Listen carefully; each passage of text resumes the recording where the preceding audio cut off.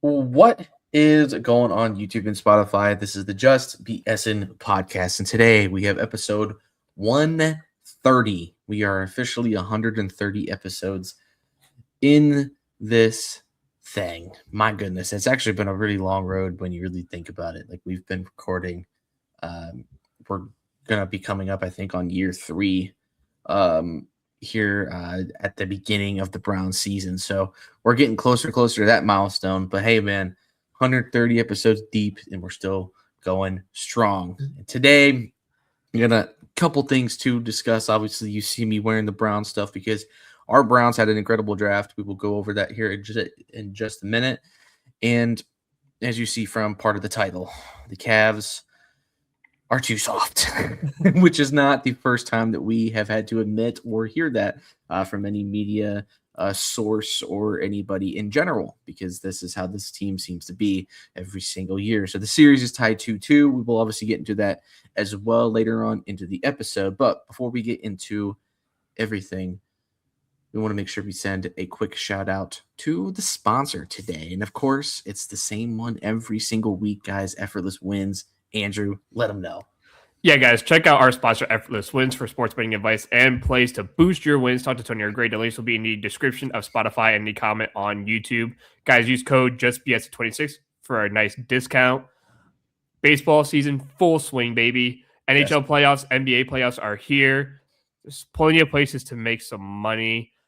So please, guys, go and talk to Tony or Greg, and they will hook you up and get you right, especially now that the summer is coming along. Time to win some money to go on a vacation. Splurge a little bit. Get a nice vacation. Go somewhere decent. Take your girl somewhere. Now's the time.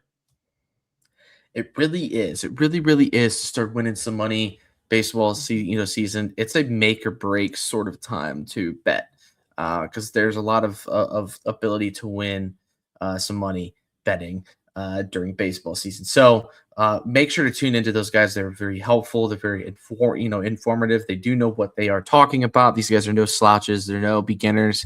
They do know what they're talking about. So you know that the money you're going to spend is going to be worth it.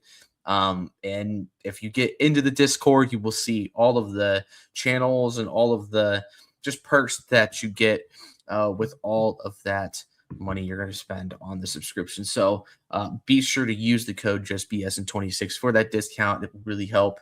And hey, they've been a great sponsor for us, and they've also just been able to kind of give us a little more of an audience, which we always do appreciate. So shout out to the guys once again, Tony and Greg. They've been awesome. Thank you, guys.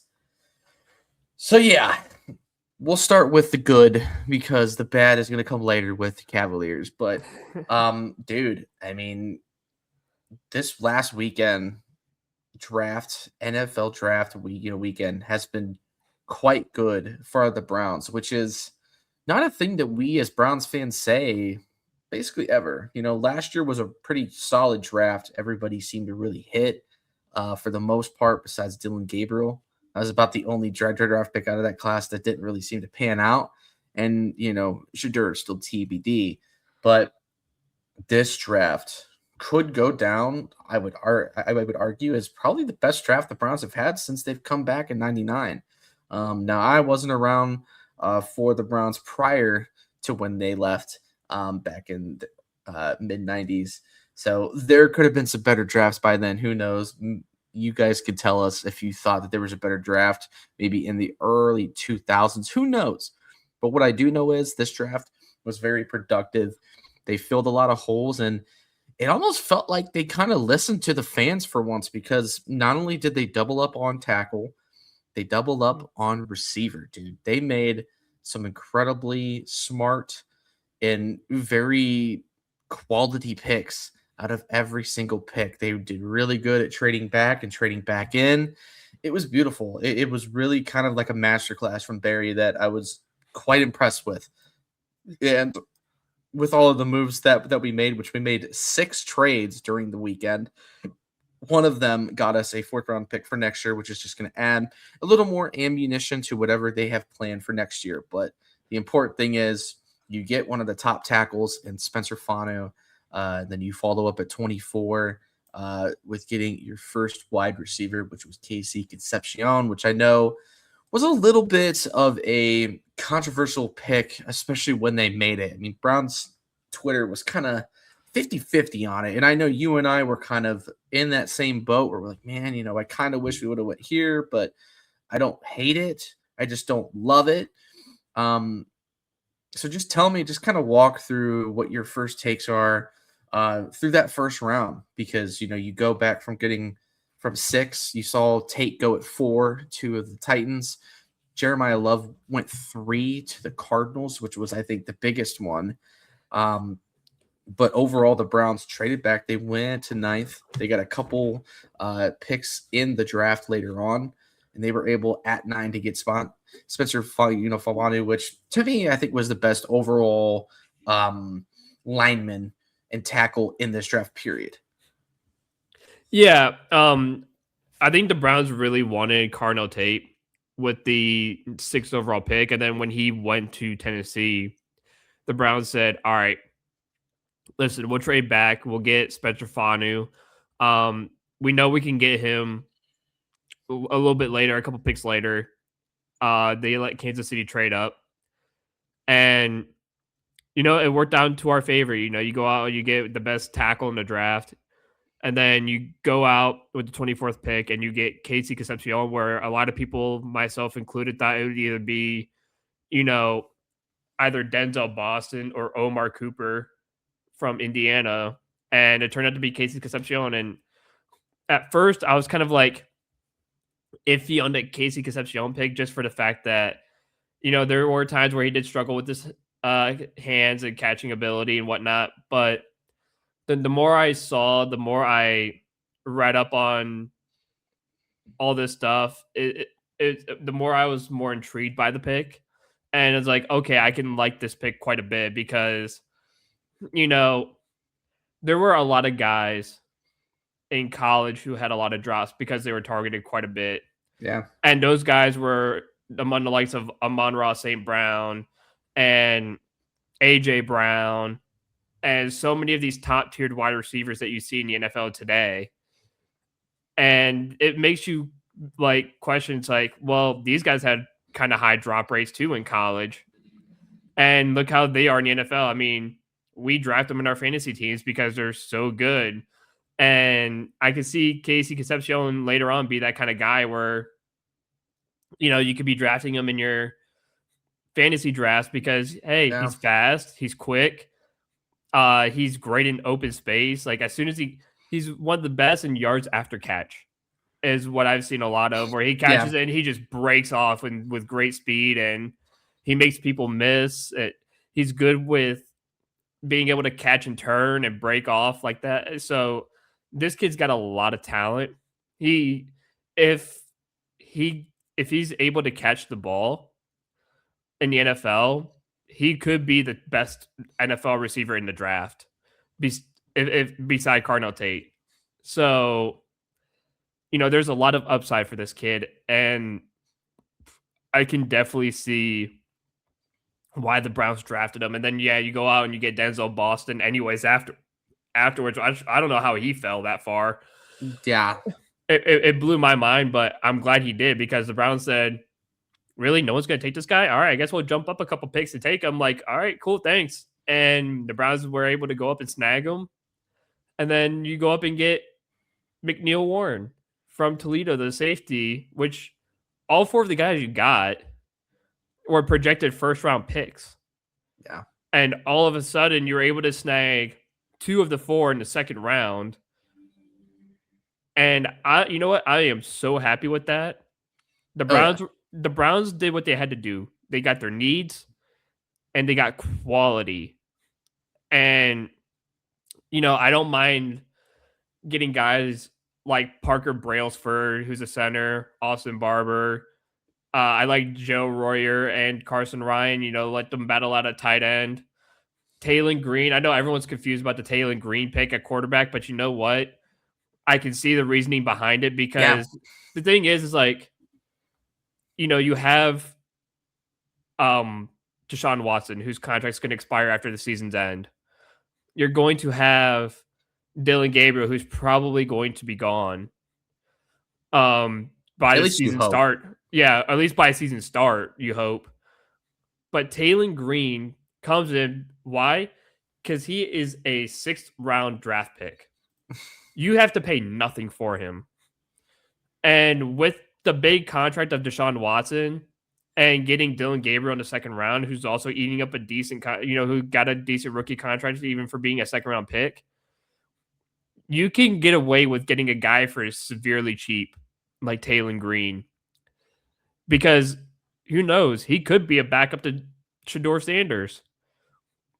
And it doesn't hurt to throw him into a QB battle with Dylan Gabriel for that 3rd spot. Yeah. Because guess what? Like I said, it's either a 2nd round kid who is more than likely just busting out of the league, which everyone kind of knew what would happen, or you drafted a guy in the 6th round who busts out and doesn't pan out, and it's like, okay, well, it doesn't really matter. He was a 6th round draft pick. Exactly. It costed us pennies. Right. So for me, it's not so much of a wasted pick like some people think. I think it's a decent pick because the kid's freaky athletic. He's sneaky good. I know coaches really liked him. I know John Gruden really liked him, especially when he did the QB camp. He really liked Taylon Green. And Gruden even credited the Browns for picking him and being like, this is a great pick. The Browns got a good one for sure. Yeah.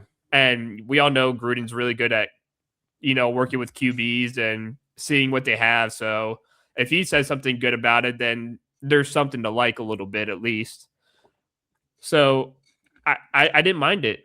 I think the Browns, this was the 2nd year where Andrew Berry killed the draft. And I think he's finally listening to the football guys in the room instead. And, it's kind of nice to have Paul DePodesta out of his ear because I think it's allowing him to freely make good decisions rather than being like, hey, here's a kid you can go and get because my model says he's going to have a really good year. Right. And then the guy is a terrible, terrible player. And it's like, yeah, well, your model sucks. So how about you get out of here and go back to baseball? Right. So I applaud Andrew Berry. This was, again, 2 years in a row, a really good draft, a really great draft.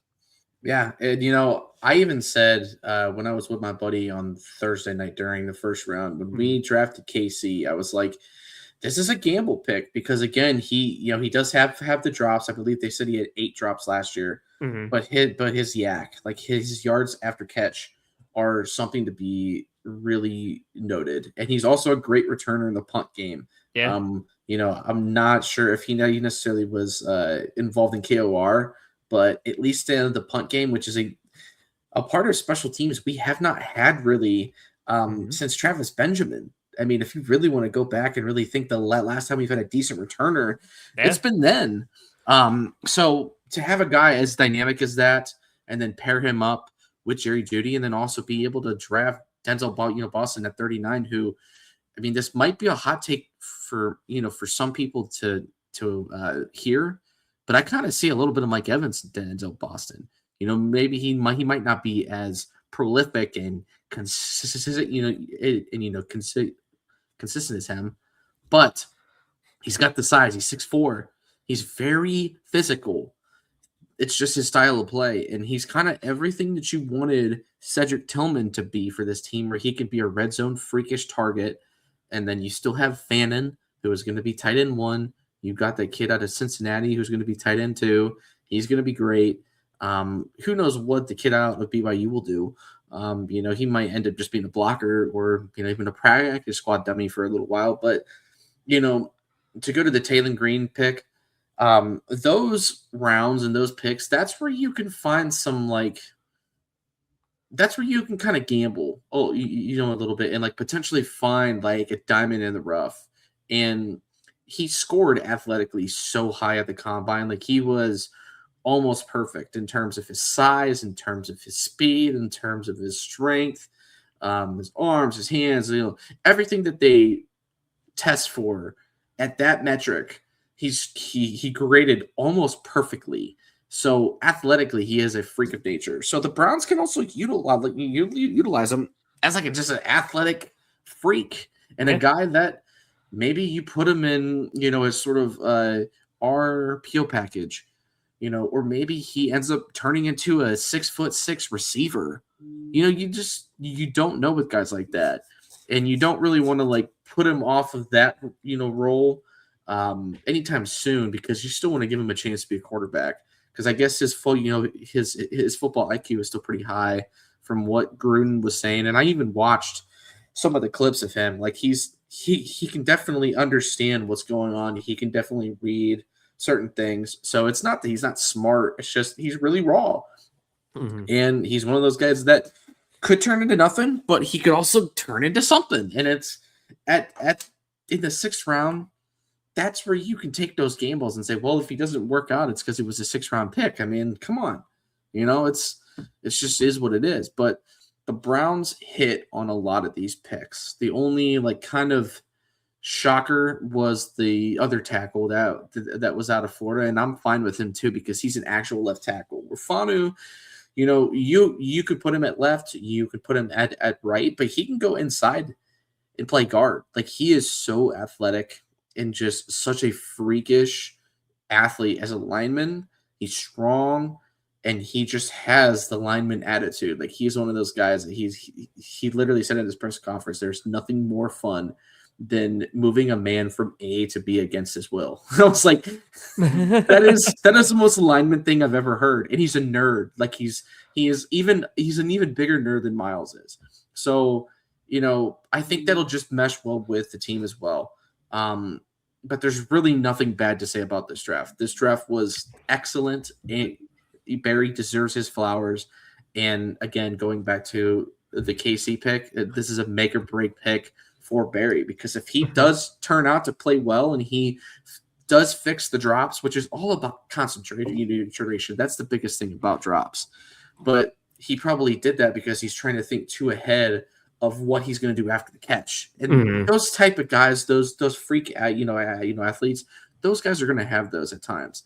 But if he can minimize those and not make as many mistakes, and he can produce and make a lot of those big plays like he can, it's a home run pick for him.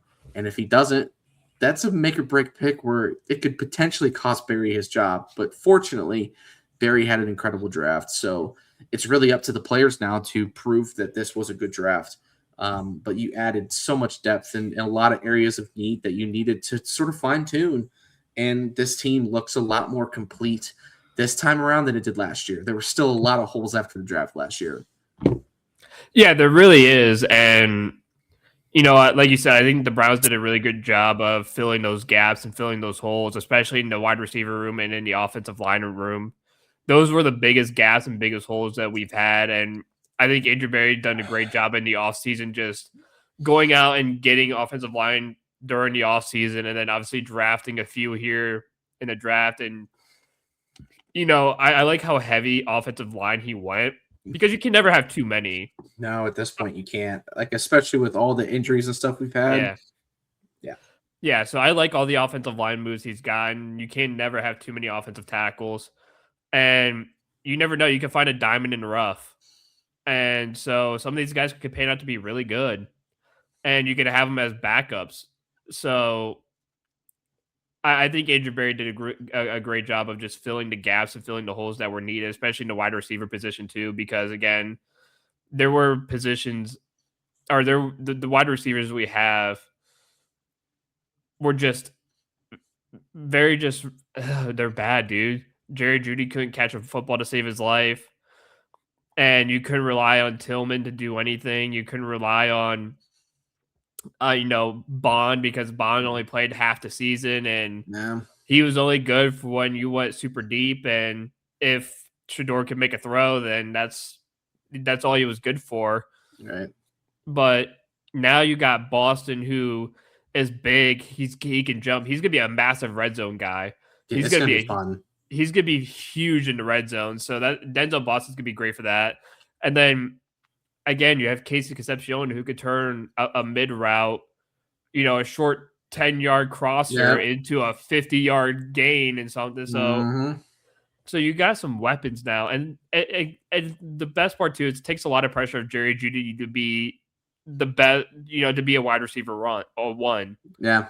Because at this point now there is no wide receiver one. It's just you have 3 good wide receivers. Because Jerry Jeudy's still a good wide receiver.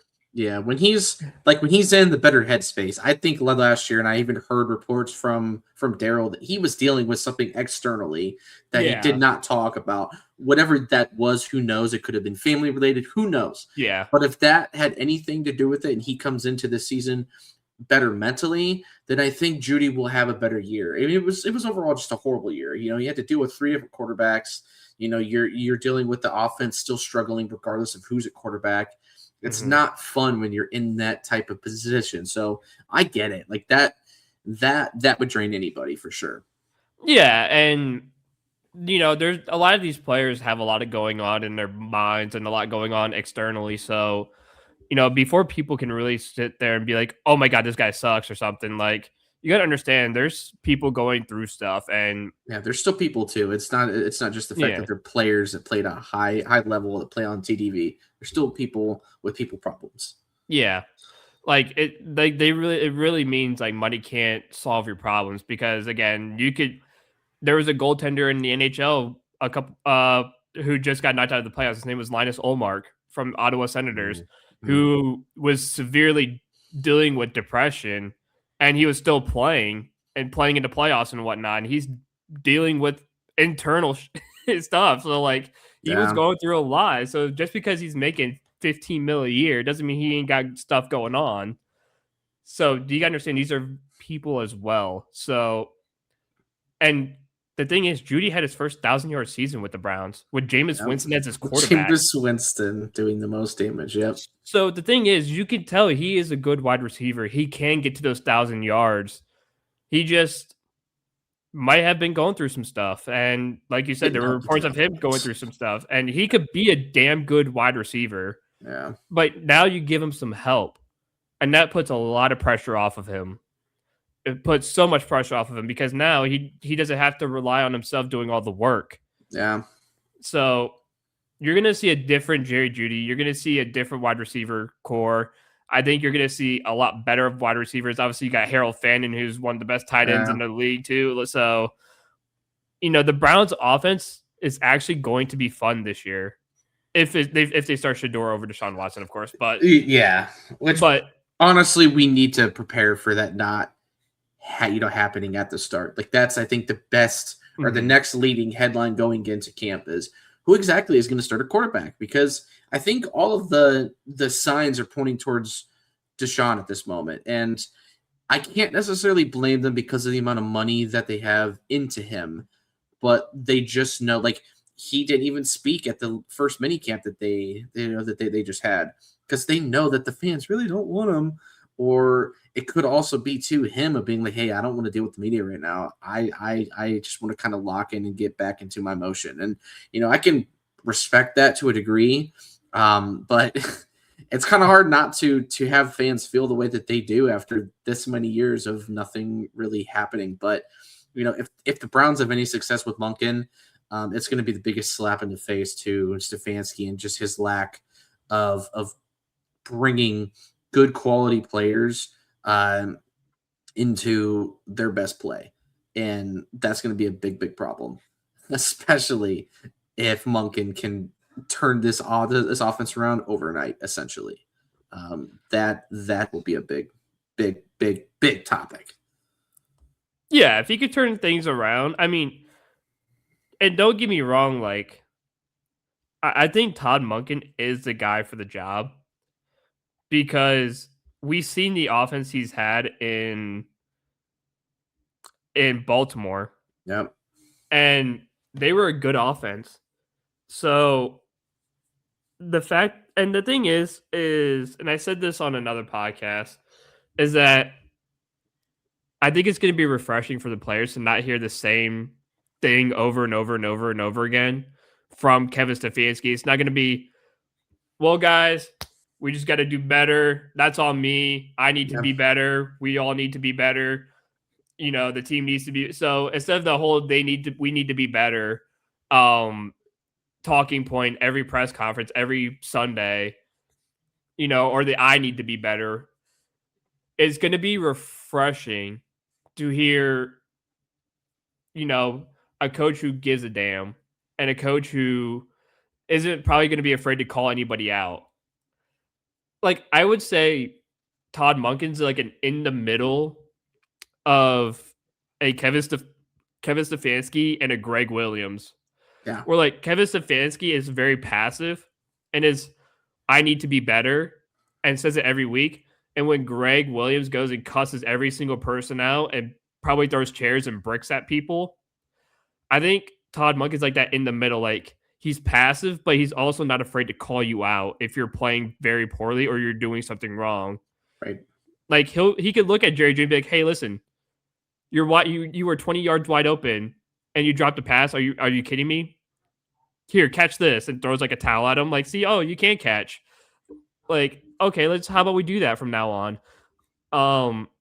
So I think it's gonna be refreshing for players to actually hear a coach speak his mind, especially during press conferences, and not be like, listen, guys, I need to be better. This is on me. This is, we have to be better as a football team.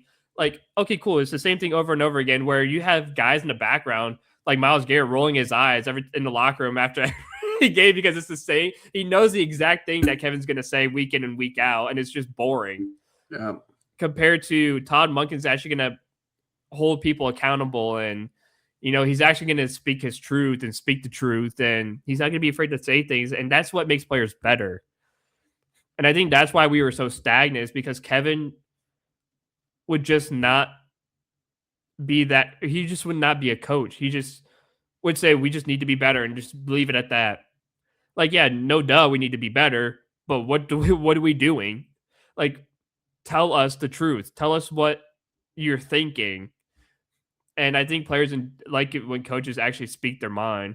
Like, I'm sure after this 1-0 loss for the Guardians, I'm sure Vo's going to go in there and speak his mind. He's not going to sit there and be like, we need to be better, guys. Come on now. Like, he's going to be like, hey, if we swing in another ball to dirt, I'm going to beam you with a baseball. Right.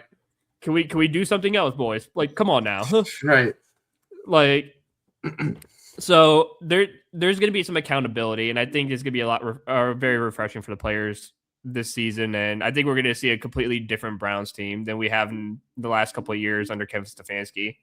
I think so too, and it's like, even if it's not necessarily a shot to Stefanski in terms of like the, being a good coach, it's just I've said this so many times in so many different like moments of Cleveland sports in general, whether it be the Cavs, the Guards, or even the Browns.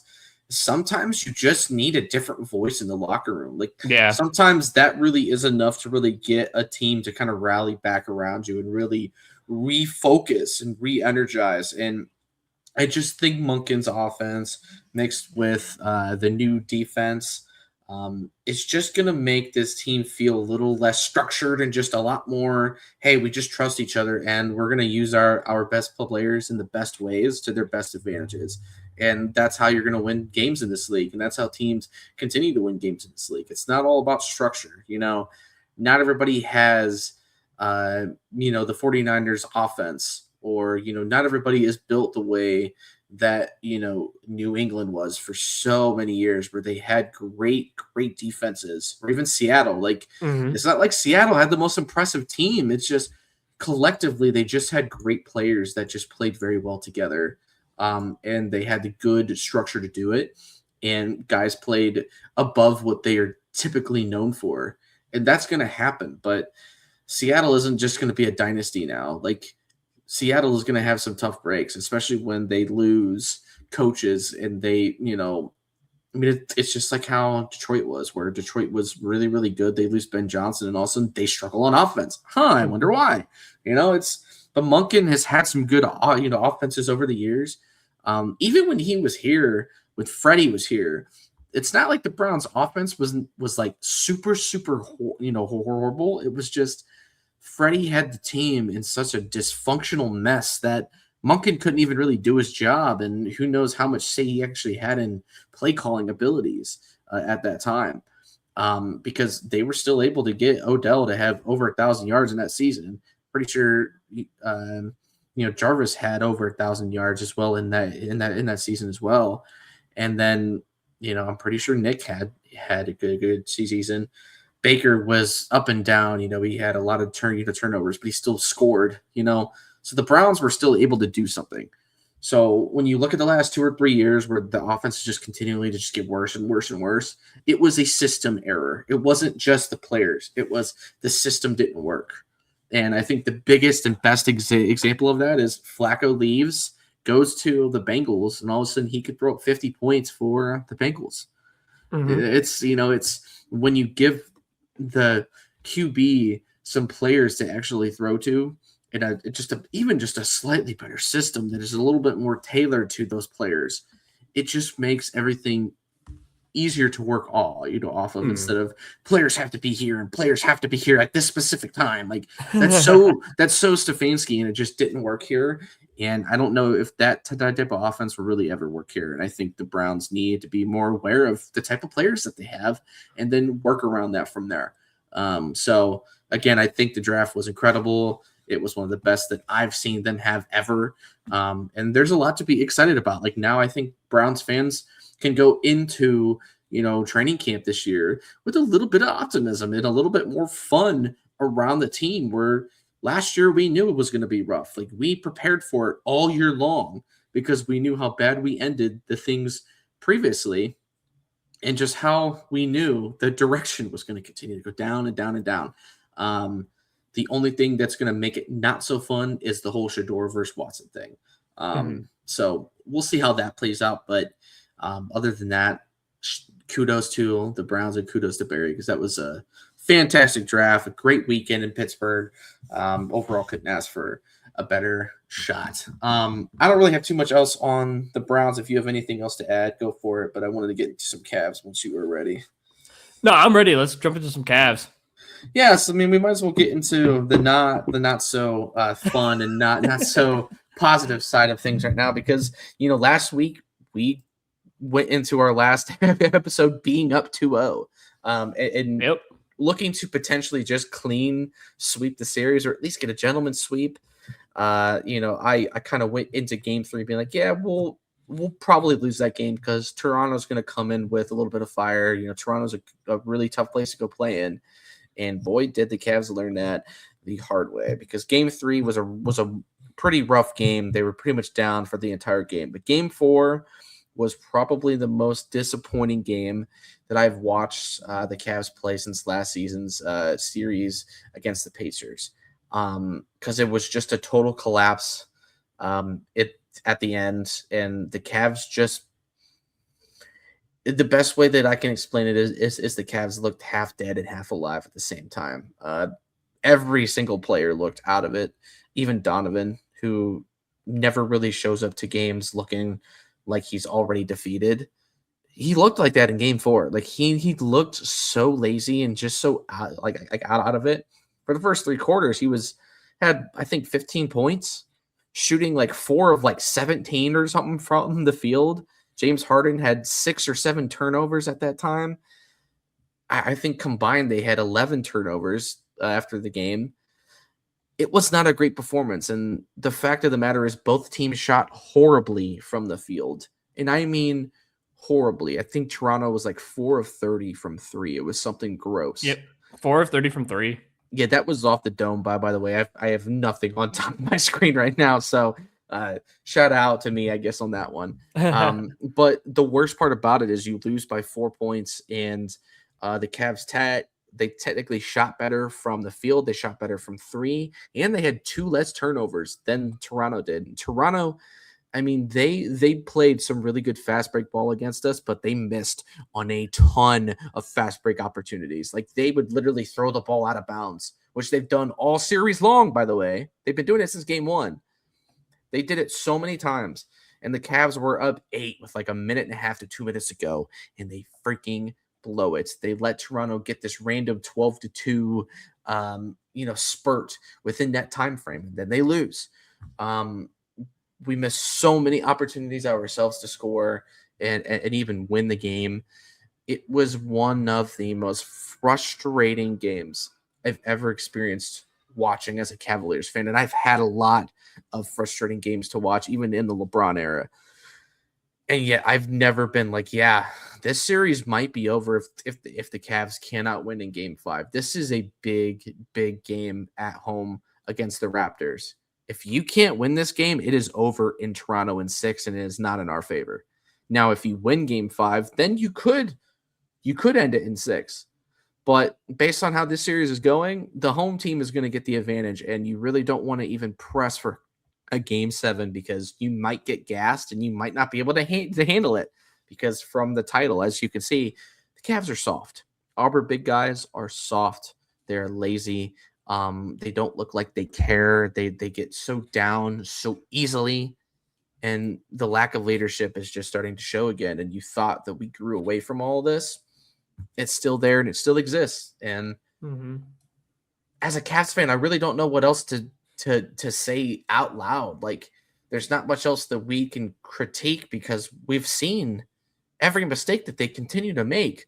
And they're saying, oh yeah, we needed to adjust it. All of this is self-inflicted. Yeah, no shit, Harden. You threw 7 turnovers. The one he had where he threw it with his left hand, and it was just the laziest bounce to Tyson that I've ever seen in my life. And I'm like, dude, what are you like? Where are you going with it? And then you get frustrated with Tyson on that. Come on, give me a break. You're not trying to get Mobley inside. You're not trying to get Allen involved inside. They haven't done shit the last 2 games. So when Harden and Mitchell are struggling, and then you also add Mobley not getting really any touches, also in foul trouble in game 4, and Allen being non-existent once again, he's just kind of falling into the bushes. Like, he's non-existent. Getting 3 or 4 rebounds in a game as a 7-footer. Unbelievable. I just want to trade for Giannis right now. Like, I don't even want to win the series at this point. Let's lose this series so we can ramp up the trade talks. Because I'm at this point, I'm ready to get rid of Ev. I really am. After this series, it might be time. Yeah, and I just, while we were doing this, before we started the podcast, I just saw the James Harden quote about all of our wounds are self-inflicted and whatever. Yeah. It's like, well, you did have 7 turnovers in the last game, so I mean, you were heavily involved in those self-inflictions. We did lose a turnover battle. We had 17 turnovers to their 11, and I mean, 10 of those came within those first 2 quarters. So the Cavs really are like it's not even like Toronto's beating us. Like, don't get me wrong, game 3, Toronto beat us. Like, they actually beat us. Yes. But game 4, we beat ourselves. Toronto did not beat us. Toronto did not outshoot us. They did not, outscore us from 3. They hit 4 total threes to our 10. Because we didn't shoot much better from 3 either. But we beat ourselves because we allowed Toronto to get the ball with ease, turning the ball over, allowing them to score on those fast break points. And we're letting Toronto play their game, which is drive to the basket, draw contact, and get to the line. Yep. And the one thing that we were good at in the first 2 games was forcing Toronto to shoot threes. Yeah, just Toronto shoot threes. They shot 13% from 3-point. They've been the worst 3-point shooting team in the league. Yeah, all year long.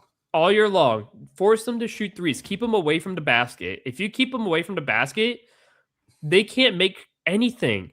They have a hard time hitting buckets from anywhere on the floor that's not a driving layup. Yeah. So if you can keep them away from the basket, you're going to win this game relatively easy. Yeah. So for the Cavs, if the only way we're going to win this series is at home, then at least we're lucky we have 2 home games left. But I would like us to win in Toronto. I would just like us to win tomorrow and in Toronto and just end it. Yeah, me too.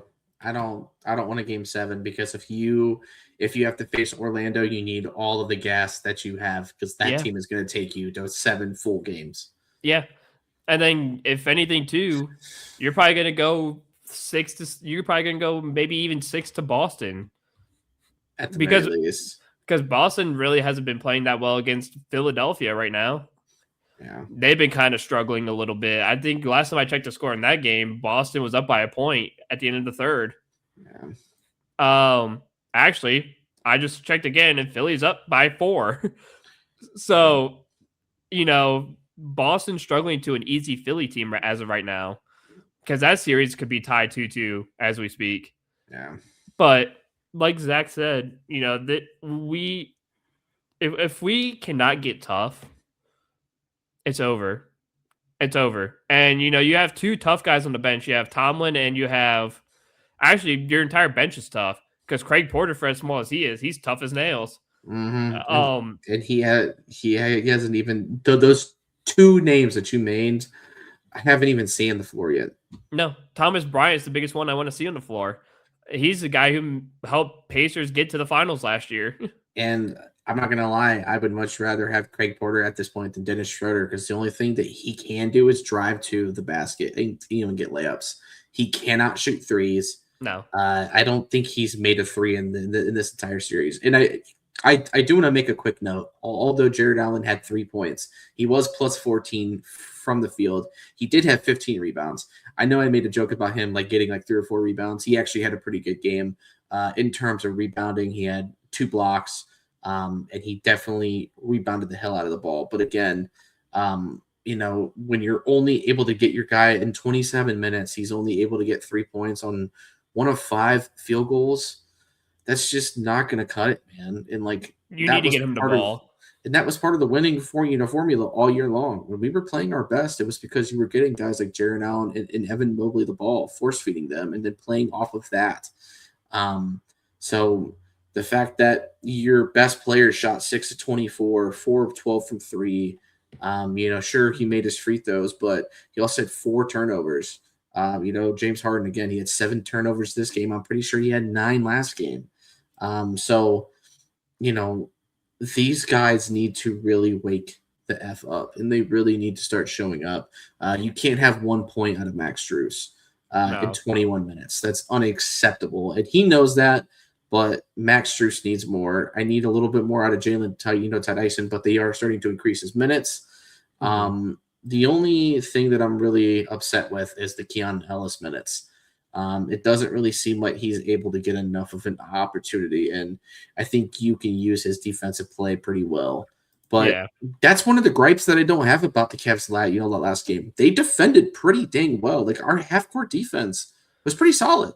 Like I think for the most part we did well. It was the turnovers. When you have 17 turnovers to their 11, and I actually don't have. Let me see if I can look at the team stats because I want to see their fast break points. So here we go. They only had 15 fast break points. So again, that just shows you we had 17 turnovers and only got 15 points out of that. That shows how many times they messed up, and yet we still lost this game. But you're letting Scotty Barnes bully you, and I know Scotty Barnes is pretty solid. But he is physically demanding against you. And you don't really have an answer for him. So, you know what? If you want to let him score 40, that's fine, but don't let anybody else do much. And that's the way you're going to beat that team is if Scotty Barnes is the only one doing any damage. Shut everybody else down. Fine. If that's really how you got to do things. Because you can't let RJ Barrett, who's not even a good 3-point shooter, hit 2 or 3 threes against you in a game. No. You can't have him scoring 18, 20 plus points. You can't have Ingram having 20 plus points because his mid-range jumper, when it's on, it's on. And he had a few threes in the last game. So Brandon Ingram's shot is starting to come alive after the first 2.5 games being pretty rough. So again, the Cavs cannot mess around here. They can't really afford to mess around. And if they do, this is going to go sideways really, really quick, and it's going to go from a 2-0 lead to we're going into Cancun. And that's just kind of as simply as I can put it. There's nothing else that I can really say about the Cavs right now. They know what they need to clean up, but if they can't do it, this is going to be a weird off season, man. You could see some names getting traded, and it might not just be Ev. Donovan might want out, or the Cavs might just want to say, you know what? I don't think that we believe in building around you. Let's go trade you and see what we can get out of it. Because I'm telling you right now, if you have a chance to go out and get I don't know, Anthony Edwards or somebody of that caliber, I think he's better than Donovan. And I Yeah. know that's really tough to say as a Cavs fan because everybody loves Don, and I do like Don here in Cleveland. But these playoff duds, you're not seeing that out of Anthony, um, Edwards. You're just not seeing that out of him. Because he's a dog, and Donovan's a dog, but Donovan's had a couple playoff duds over his career, man, especially in Cleveland. And you just can't really afford to have that, especially when you have also Harden giving his duds that he seems to give in the playoffs, which I swore like I had last few episodes. I was like, I don't really see that going the same way because it's not going to be the same Harden. It's not going to be the same responsibility that he's going to have on his shoulder. And then you have 9 and 7 turnovers in 2 games. That's just completely unacceptable. You can't almost have a triple double with turnovers. That's just not feasible, and it's not what you're supposed to be bringing into the playoffs. So that's pretty much my rant, dude. I really didn't want to spend a whole lot of time. Game 5 is tomorrow, so we're recording Tuesday on the 28th. So the Cavs play tomorrow on the 29th. So we won't have a new episode pretty much until either the series is done or we're going into Game 7. It just depends on how the games stack and how the series goes. So let's just hope and pray for a Game 5 win. I think that's the only thing that really matters right now. And if not, it's going to be a long off season as a Cavs fan, that's for sure. Yeah, it really is. And I ain't got too much to say more. I'm just frustrated with the Cavs. I'm just frustrated with how they're playing. It's bad enough when Draymond and all these other guys just calling you soft and they're not wrong. You are soft to Charmin.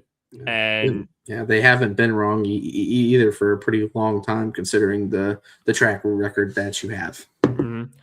And everyone to Jared Allen, everyone's still using the lights were brighter than expected, and maybe next time you don't say something stupid like that. Yeah. We just got to play with physicality. That's the biggest thing. If you guys I so far on Twitter, getting ready for Game 5 tomorrow, everyone's been saying that Thomas Bryant should be inserted into the lineup. Like, you got to insert Thomas Bryant because guess what? Not only is he a physical guy, but he can get buckets. That dude, for a big man, that dude can shoot. He's not a bad shooter. Better than Dennis Schroeder, that's for sure. He can make a 3. I've seen him do it multiple times. He's had a game where he came and played garbage minutes. And he made like 4 threes in a row. I'm like, dang, where's this guy? Why has this guy haven't been on the floor yet? But he brings a certain level of physicality, and you know what? He brings needed energy. Guys feed off of his energy. And that's why Pacers were so good last year, is that those guys fed off his energy. And if you can get him to go in there and make 2 big, like a big dunk, and then stare down Scotty Barnes and call him an idiot or whatever, and then throw out a block, those little plays are gonna make a difference in that game. And those guys are gonna feed off of that. And guess what? You're gonna destroy them. So I think we're gonna see something different tomorrow. We might see Thomas Bryant inserted. Yeah. But we'll see. But that's really all I got. Yeah, I don't really have anything else too, because I feel like everything else I'm going to say I've already said, and it's just not worth having to really repeat and make this episode 20 minutes longer. It's just not necessary. So that is all that we have for today and for this week. But obviously, we hope that the Cavs come out tomorrow in Game 5 with a lot of intensity and a lot of focus. They play on ESPN, so that'll be good. And there's no more Prime or Peacock BS that we got to deal with. Which will be great. So, as always, guys, we will see y'all next week with some more Cavs news. Hopefully, the series is either ended in our favor, or we're going into Game 7 and not dealing with a loss of a series. And then as the Cavs get done with their stuff, or if they continue on, we'll also add in some guards and take a little break off the Brown stuff. So keep it locked. Especially if you guys want to hear some guard stuff, we will bring that to you guys starting next week. So until then, see you all next time.